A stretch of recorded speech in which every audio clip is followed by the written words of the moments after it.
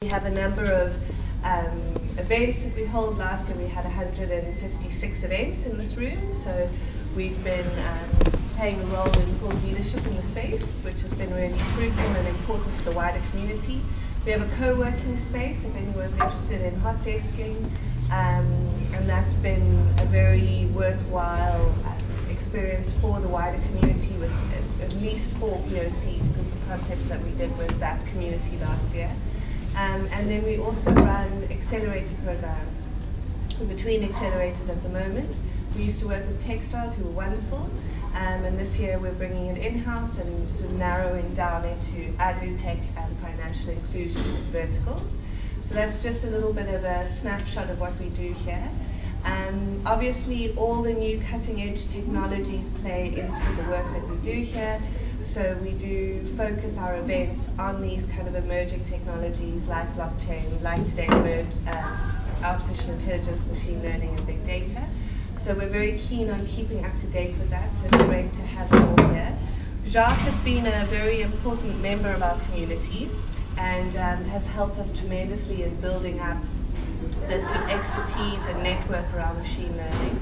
So he's kind of old hat at these events. And I'm basically going to hand over to him completely for this morning. The idea around today was just to have a little bit of a snapshot around what some of the emerging trends and patterns and opportunities there are in this particular sector, to draw on this expertise of a handful of really lovely people that have offered to speak for us this morning. And Jacques will moderate that and just kind of, make a concise summary of what those opportunities are, and then afterwards there's an opportunity for a little bit more coffee and some muffins, and you get to kind of chat to each other, which is probably the most valuable part of these kind of meetups. So hope you enjoy the morning. If there are any questions around how ABSA runs the hub, or you are a startup or an investor and you'd like to be linked into the community, please come to chat to me or Charmaine afterwards. Charmaine just want to wave so everyone knows who you are. So thank you, and enjoy the morning. Jacques, are you okay? Yeah. Thanks very much. Let's just see you with the studio. First of all, welcome. So the core of what we want to do today is going to be a interactive panel discussion. We want to involve as many of you as possible with this. So I think while they're trying to organize a TV screen here, so we can maybe show some stuff there. But all I wanted to do was to actually I just want to seed some of the thoughts around opportunities and pitfalls around AI. I've got some really cool slides, which I'll make available afterwards as well, so we can talk through it. But I think the core of this is going to be a panel discussion. So I'm excited about the people here. So we've got Ryan here, we've got Charles, we've got Megan. I'm going to moderate that. Last week we had an awesome event at Midrand at PwC, where there was about 100 people there, and it was really talked about. Also very interesting panel, good panel discussion, and on a similar kind of topic. So this is kind of a Cape Town event. Very thankful for Rise, the fact that as Camilla mentioned, we had many events here. If you go to the Machine Intelligence Africa Report website, you will see some links to video presentations. The actual presentations is a valuable resource of great material. So most welcome to go there as well. And the things that I wanted to show, I just want to pop up quickly the Machine Intelligence Africa Report website, go to the events page, show you what's going on. What I also did, if you're not connected with me on LinkedIn, you're most welcome to do this. I'm Jacques, Ludik. And you will see there's one of the latest posts that I've just posted over the weekend. It's kind of a summary of all the events that happened the last few months. Very exciting. And there's some very exciting upcoming events. One of them is obviously AI Expo and stuff. We've got these guys, Nick and Roy, also here. And we're very excited about that. There's also some very exciting events. I've been invited to the United Nations to present to Africa and MIIA next month as well. We were going to talk about AI for good, AI for sustainable goals. I would love to, obviously it's going to be a learning experience just talking about that. We live in an incredibly exciting time where you see a lot of disruption happening. You see platform businesses coming to the fore. You see corporates that's really kind of anxious as well about what's happening here, and they are trying to figure out how to change their business models, how to to look at, well, there's competitors from everywhere. You think you're to this business, but maybe you need to change your business models. And I think there's a lot of the business models around data and data monetization and stuff. So we are really looking forward to discuss all of that. Ryan will be talking a bit more about the future. Okay, here we go. So fantastic. So he's got he hooked up here. So awesome. So let me just see if this thing works. Otherwise, let me use this. Good old mouse. There we go. Let's put this into presentation mode. Full screen. There we go. Okay, so just very briefly. So thanks to Rise, this is what I wanted to show, and I just wanted to also show the Machine Intelligence Institute of Africa what we are all about. So it's an innovative community and accelerator for machine intelligence and data science to help transform Africa. So my personal massive transformative purpose is around how to shape a better future in the smart technology era. And I should, that's why this is on. So I'll just switch it off. So it's really around how can create a better future. And you can see where it fits in with the Machine Intelligence Institute of Africa. I've got also a company called Cortex Logic that provides an AI engine for platform businesses and corporates to help them transform. So very excited about that. And I think this is just some of the partners, over 2,050 registrations across the MIIA channels. So maybe just like that so that everybody can see. And you can see the growth path. So this is what I've been talking about. If you go to the website, you will see a bunch of events happening in the rest of the year, and a lot of stuff happened this year, which is very, very exciting. This is just background of me. That is just summarizing what I'm focusing really on. Obviously, when I talk about the smart technology era, it's actually the fourth industrial revolution. So there's a lot of talks about it. Even Cyril Ramaphosa talked about it in his initial speech. So very exciting to see that governments are thinking about this. You know that France, the president also talked about this. China, Russia, US, Canada, everywhere. There's some really serious attentions. I don't know who's seen it's worthwhile listening to this. There was an AI session.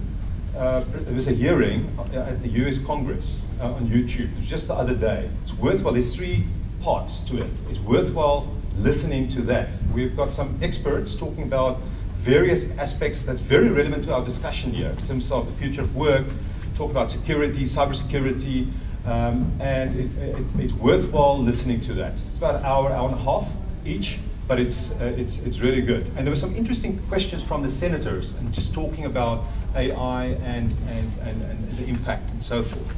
So it's really cool to see this, all the attention. I'm going to skip some of the slides. This is just showing the AI, giving a little bit of background. So Ryan is going to talk about the future of work, and so I'm just laying a little bit of foundations here. This is a slide that I normally show in terms of just what's AI. Obviously, it's just developing machines and software with intelligence. If you think about machine learning, that's effectively systems that can learn from data. You get other types of rules-based statistical approaches, and that's all part of that toolbox. Even if you think about AlphaGo, AlphaZero, the results that was achieved by DeepMind, Google DeepMind, awesome, incredible results where they were able to get superhuman performance in games like Go and so forth, chess and shogi and so forth.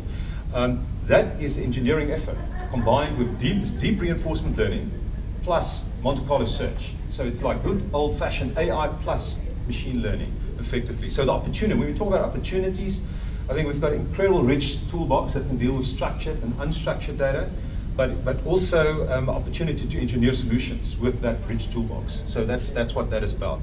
So I'll skip that. You can see the machine intelligence landscape.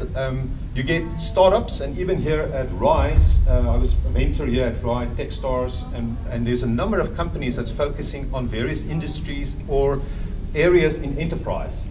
So all of this is just startups. This was put up by Bloomberg Beta in 2015, and since then, there's been 3 versions of this kind of landscape. But the point here is rethinking enterprise, rethinking industries, rethinking human-computer interface. So incredible, exciting opportunities to revolutionize things. So this is just 3.0, the latest version of that. So I'm going to skip. I just maybe want to say, when we talk about opportunities, I think it's important to look at what it means for business. It's nice to talk about blockchain, AI, all these kind of things, but it starts here with the business drivers. So it's really all about increasing operational efficiency, effectiveness, revenue, creating strategic value with your data, enhancing the customer experience, more targeted sales and marketing. Megan, you've been doing quite a bit of work on that side as well, so we can talk about in this discussion. But this is, I think, where it starts.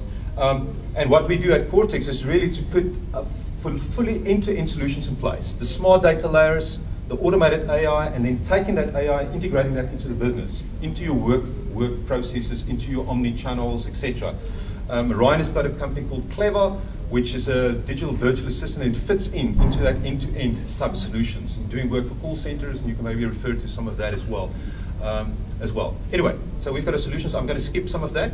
So this is the stuff that we shared last, just to see the discussion. So when we talk about opportunities and pitfalls, I mentioned the business value drivers, but also if you think, it's all about demonstration of value and to operationalize. How do you operationalize it? So this particular talk is all about the rest of it, all about how to operationalize it, how to make it impactful. And for companies, it means you can assess your organizational maturity, you can look at your organizational readiness, and we help companies with those type of things as well. But when we talk about opportunities, you need to think about your strategy, your intent, your technology, processes, data, and people. And in that way, if you do it properly, you can actually accelerate your whole smart digital transformation path effectively. And I've got quite a bit of rich material around those type of things. So for me, that's one really important part of it.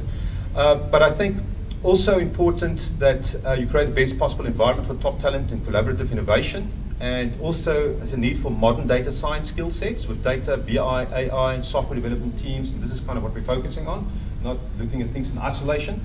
And there was just a focus on, this is just showing the opportunities from an AI, IoT. IoT is a big source of data. So obviously if you think about wearables, I've got one slide that's not here, but it's talking about showing the exponential generation of data. And you see data utilization, and that gap is increasing, even today with cloud computing and all this stuff. So there's a big need to close that gap and to unlock the potential and value. And here we're talking about this. This is almost kind of, it can be mapped to that earlier slide where I talked about examples of big data value drivers. New business models with your data. Real-time information in mission-critical systems, that's possible, driven by IoT and wearables and stuff. Diversification of revenue streams, global visibility, efficient, intelligent operations, so automating things, so great opportunities with that. And this is the thing that we also talked about. If you think about the top AI technology trends, I'll make the slides available if it's too small for people to see. But the point here is there's some very exciting stuff in the AI toolbox that's evolving. And it's almost like every quarter you see new breakthroughs. So opportunities to use that to actually solve problems. And this is some of the things that was highlighted by PwC as well. And I can go into each one of this as a presentation on its own. Okay, so I think without further ado, maybe the last thing I want to say is this is a slide from one of the consulting companies as well. On the y-axis, we've got innovation, and then on the x-axis, we've got collaboration. Now, what they've done here is to look at companies, get information from them. A lot of companies, 56%, sits in the observer category, where from an innovation perspective and collaboration perspective. Then there was 14% doing some innovation, and there was about 13% doing collaboration, and only 17% doing collaborative innovation. And to move quick, to move fast, and it's about being agile. And I think the World Economic Forum president was saying that it's not the big fish that eats the small fish, it's the fast fish that eats the slow fish. And that's what you're seeing with rapid, these kind of platform businesses as well. So if you want to move quicker, collaborative innovation is the way to go. And even the big companies like PwC, Deloitte, McKinsey's and stuff also realize that they're being disrupted and they collaborate. So we've got a JBR, joint business relationship with them as well to help accelerate them as well. But companies, corporates, has the opportunity to move quicker, and I think it makes sense to partner with the right partner. So that's just recommended as well. Okay, so without further ado, I think Ryan, are you ready? So just to talk about the future of work. And I think that's going to be important because it's going to be a discussion in our panel. We're going to talk about in the panel. So do you want a slide? You just want to talk? Yeah, brilliant. Okay, awesome. I can also chat. Yeah, yes, perfect. So Charles will be right after that. Okay, thanks. So Ryan, please introduce yourself and go for it. Thanks. Hi everyone, I'm Ryan Falkenberg. I'm co-founder of a company called MIIA. My interest is from the humanist side. Many of you might be technologists at heart, and we've just seen one of the top technologists in the space of AI. I come from a different angle, and that is to understand the impact of technology on the human system, and what's it going to mean for society, for my children, for organizations, and how do we then use technology to make us actually better people, better societies, and more successful. So the challenge we have with this whole AI space is that there's an incredible amount of excitement around how we digitize decision-making architectures just so that essentially we can remove humans out of the business system. It's a cost layer that many organizations are actively trying to remove. And one of the things that I find concerning with that approach is it's really looking at AI, I think, from an either-or perspective. I truly believe the augmented focus areas is actually where most of the adoption will take place. Mainly because we are already human systems. Big organizations carry huge numbers of staff, and they can't just turn around and suddenly become a digital play. If they try and do that, my feeling is that they will be completely outcompeted by somebody that doesn't carry the legacy in terms of the system architectures, in terms of the human architectures. So in a way, the big human systems needs to find ways to take AI and make human beings, the existing human capital, more powerful, because if they simply try and create a digital version of themselves, I feel they will fail. So what does that mean for people, though? Because fundamentally, staff are, I believe, totally ill-equipped for this change. Our previous, from the industrial era to the knowledge era, and the knowledge era through, we've been almost allowed to do incremental change. Technology here has allowed us simply to optimize historical models. What I find interesting about AI is we are now into the phase of transformational change. Nothing that we do in the past can be the same. And that's quite a significant shift in how we tackle this technology revolution. Here's an example. From the industrial era, if we look at the four core systems that influence our world, the economic systems, the political systems, the social systems, and the technical systems. Those systems had two, I believe, primary constructs that drove them. The one was a core paternalism. Everything about those systems related to a power play, and it was usually a masculine power play. The next was a compliance. Everything was around compliance. So if you look at, for example, in the political space, as far back as royalty, the king typically was masculine. He owned the truth. His truth was the law, and the job of the rest of society was to execute that truth. So it was an important role for society to not question truth, but rather be a replication engine of truth. If you were somebody who said, listen, Your Highness, I don't actually agree with what you're saying. I think you need to look at it from a different angle. There tended to be very negative consequences coming your way. In military structures, we had the same. Generals owned the truth. It was a strategic view. They had more stars on their shoulders than somebody else. And we had hierarchical parental models. And whoever owned that truth could dictate the strategy, and the role of everyone else was to execute. If you, on the battlefield again, said, listen, I think you've got it wrong, General. We should be going left. You just said right. You got a bullet in your back. So actually there was very negative consequences as the rest of society to question the power play. In the environments of home, father figures owned the truth. They were completely dominant. Even the mother had the power dynamics were against her. And so a good child was a child that listened and executed, and a child that didn't listen or ask difficult questions was a stroppy child. Typically, that was the model. So what we then did is, in all of our systems, we needed to code human beings to handle those systems. So we created education systems that were very good at coding compliance. We used a paternalistic construct. So we created a parent role in all of our education models. We call them teachers or lecturers or whatever. And they owned the truth. It was called biology, math, science, etc. It was a formula that they wished everyone to know. It wasn't up for debate, it was up for replication. And we then focused on IQ as the primary differentiator in our children's coding mechanism, their brain. Because IQ allows us to onboard information quicker and better than most, and then to replicate it in multidimensional or multi-contextual environments. If I can learn Pythagoras' theorem, and I can apply it to many different environments, I have a high IQ and I win out of that model. In addition, if I'm the child that sits and listens to the parent and gives them back what they gave me, I'm rewarded.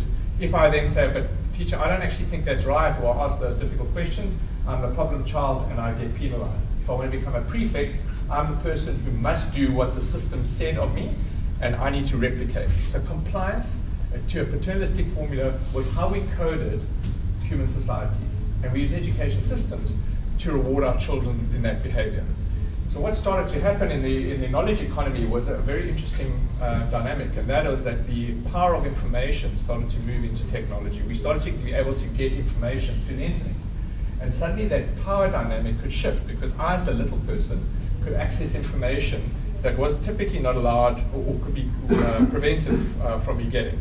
And suddenly I could learn from others, and actually we could start becoming powerful together. That little change fundamentally shifted the axis of those mechanisms.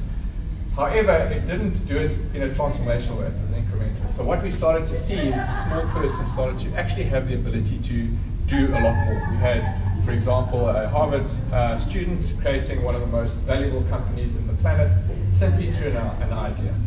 We had the ability to, for example, have political systems be taken down by previously the little people in the Arab Spring, simply because they had technology that allowed them an individual voice. They could talk to each other and they could collaborate and they could start creating their own views.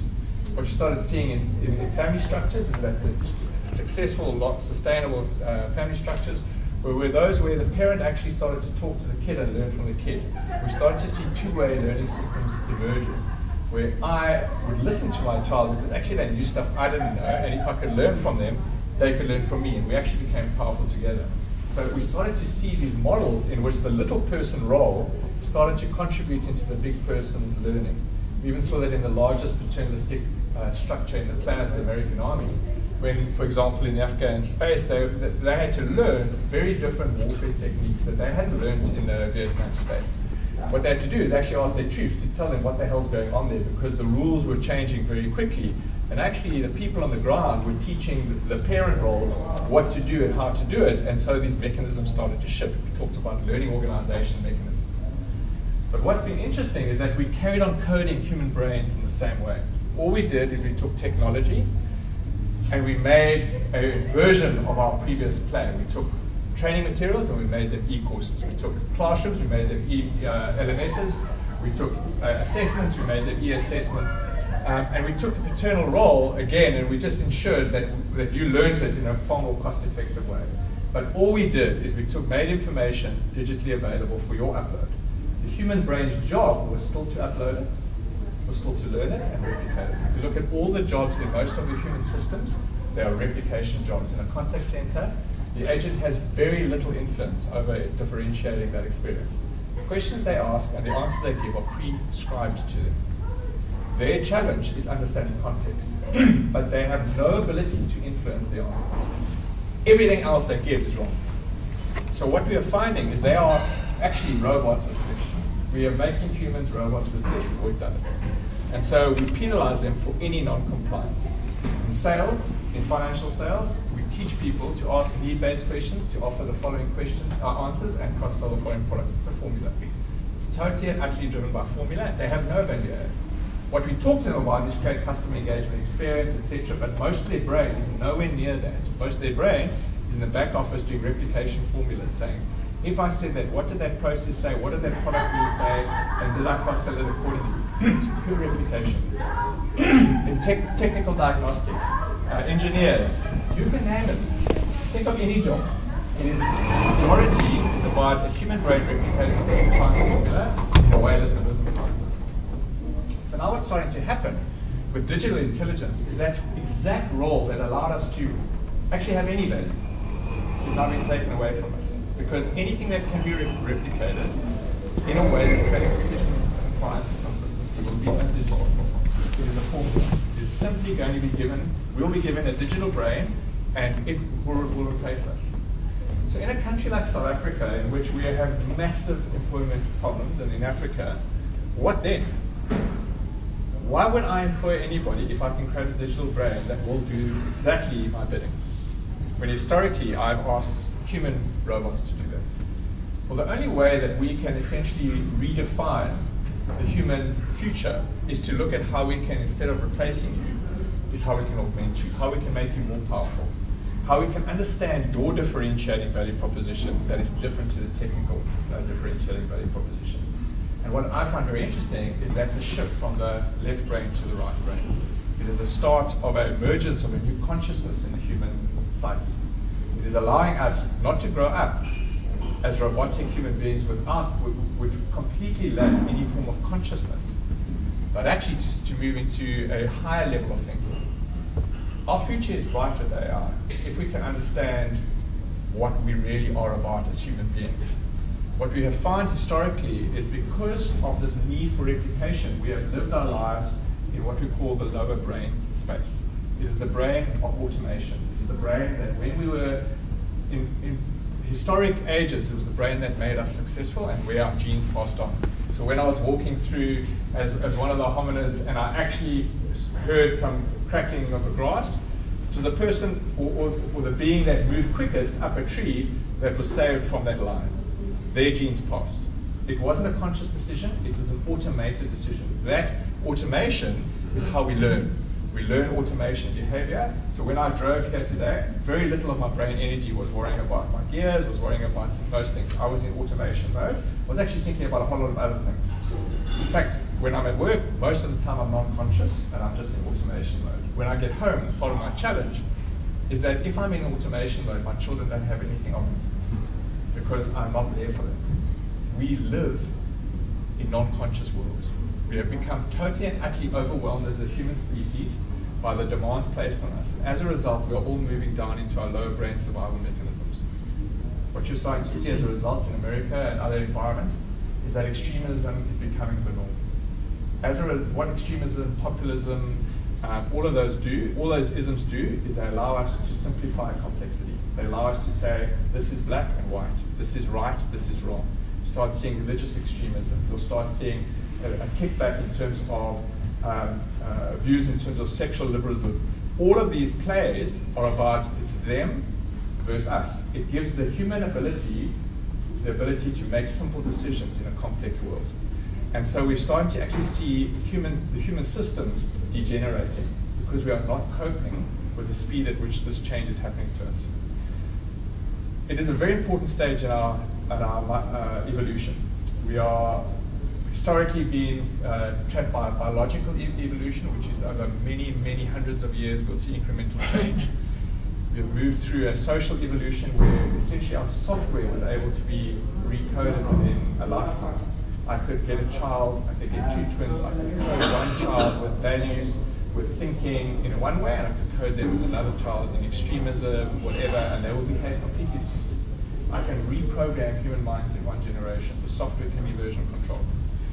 In the next generation, we are looking at complete hardware and software reboots. I can actually get a new heart, a new limbs. I can essentially get a new hardware structure here. Plus, I can recode my brain. So as humanity, we keep having to now ask ourselves, what the hell are we here for? And who are we? And why we even have a purpose? Why am I telling you this? Well, essentially, I think it's important when we think of AI is to really deeply understand what the hell we're doing here and why we're here, because that technology defines our future.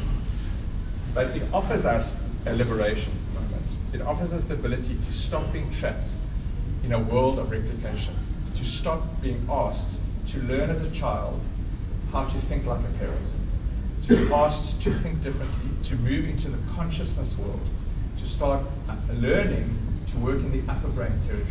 It is the brain that I find most exhausting to operate in, and it is the brain that is my only defense mechanism against AI, because it is the brain that allows me as a human being to recode myself. I can, for example, ask deep questions about why I do things and start repatterning myself only in the upper brain. I don't go there because it demands huge energy, and I was never trained in it. Schools don't train it. Education systems don't train it. We are trained in the lower brain mechanisms. So, for example, my children recently have been giving, quite a few months ago, giving me a lot of pressure around me being heavy into nature and worrying about this planet's future. And then we saw quite a few programs on meat and the implication of farming on the animal spirit and the implications, and they say to you, you're a hypocrite. And I had to ask some questions. I said, I'm a South African Okie that loves braais. I love meat. But I'm talking a truth that I don't live. There's a disconnect, and I'm being shown by my damn children. I needed to actually make a decision, so I stopped eating, for example, beef and pork. I hate it, but I stopped it, and I'm learning about reprogramming my brain and my patterns around how I see that. It is exhausting, but it's important for me, because if I can learn how to change my behavior fundamentally by changing my belief systems, I can actually start realigning who I am and what I do. That is my future power play. So what I believe is that for all of us, we can get excited about how AI works and how it predicts and how it automates. It will do it for us. It will. What I think we have an opportunity to do is ask ourselves human questions around what then do we do to add value? How do we change contact centers so that human beings become the interface that differentiates between digital interfaces? That warmth, that empathy, that psychology is what I seek, not the answers. The answers are the same. When I go to a sales context, I look for relationships, engagement, the value add of humanity. I don't look for the same questions, the same answers. That will be done for me. So I believe, and so our future and what I do in our company is we look at AI within the human systems. How do we augment human beings so that they become way more powerful than digital front ends? That they can answer the same questions, they can give the same answers. They just do it differently. They do it with a way that differentiates us and adds value. So hopefully in these conversations, we can talk more around that. Is the interest level of how do we get human organizational systems to adopt AI in a way that's production ready, available, but then how do we migrate human beings to adopt this and thrive rather than fail in a world that's hitting them very quickly. Great. Yeah. Thanks, Ryan. I think that was awesome. We've got that captured as well. We want to share with more people. I think it's an awesome message that also fits in beautifully, even with my massive transformative purpose around how to shape a better future in the smart technology era. And those are things that's so important. We need to adjust. And we need to collaborate in a proper way, because it's coming. It's like a runaway train, technology and AI and all of it. And we need to shape that better future. Charles, Dr. Charles Copley. So Ryan Falkenberg is here, Clever. Now we've got Dr. Charles Copley. So give the floor. We can also keep it short because we've got the panel discussion next. We obviously a little bit late. But thanks, Charles. Looking forward to your talk. Hi, everyone.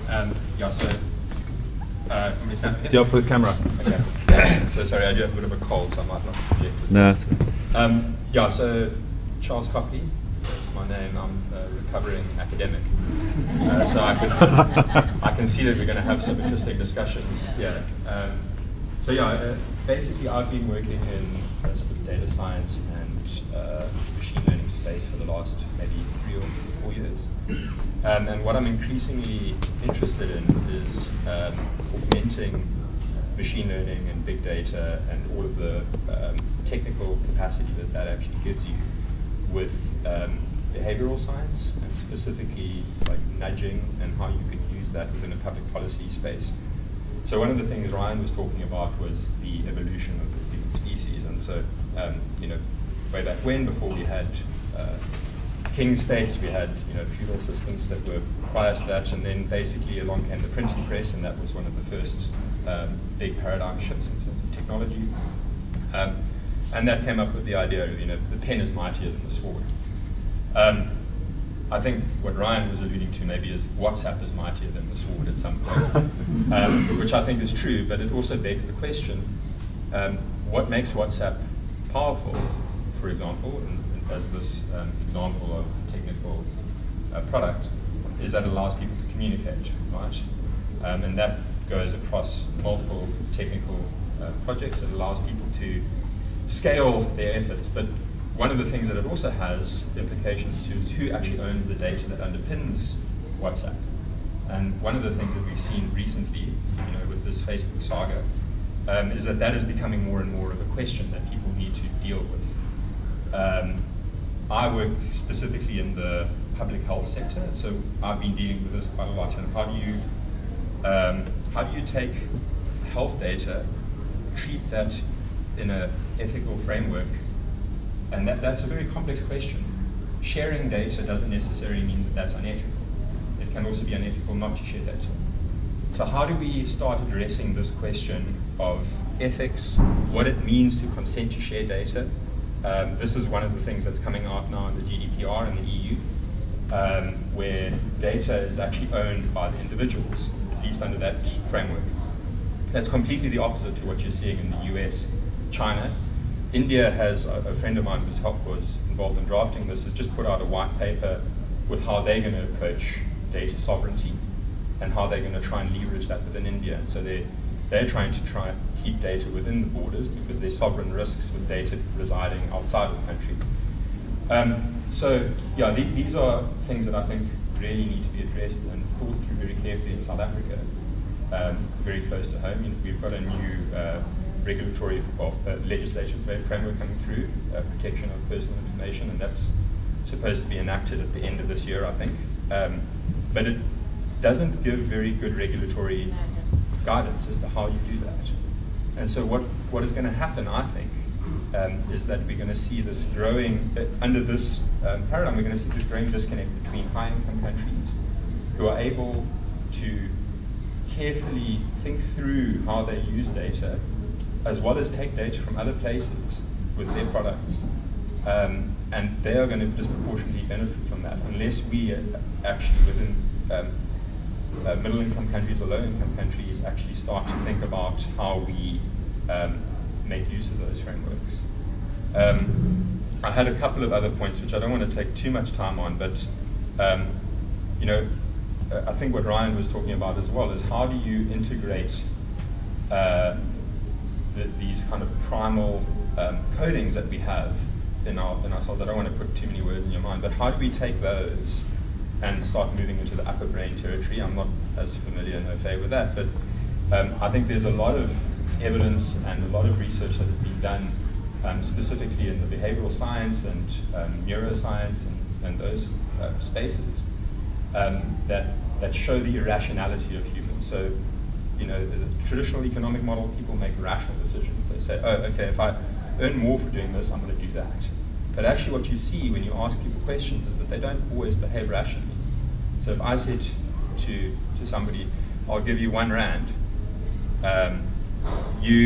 but only if somebody else says that you can have that R1, and that other person knows that you've been given R1, what you find is that person will say, you're not going to get that R1 unless you give me some of that.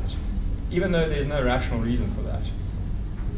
That's a concept of fairness, and there's also these concepts of reciprocity. If I give you something, you tend to feel that you want to give me something back. And so how do you actually take those ideas, pull that all into this big data era, and actually use that to benefit people? And so that's where I'm interested in. So I'm really interested to see how this panel discussion goes. I just wanted to put a few more seeds in there for discussion, because I think this question of data ownership is one of the areas that is not spoken about yet in South Africa and really needs to be thought about, otherwise we're going to have issues. Awesome. Without further ado, if the panelists can just come forward. Megan, we're going to quickly introduce you as well. So we're just going to set up in a minute or so. If you want to have something I think there's some food. We'll do it afterwards. Okay, we're going to do it afterwards. Okay, so just give us a sec.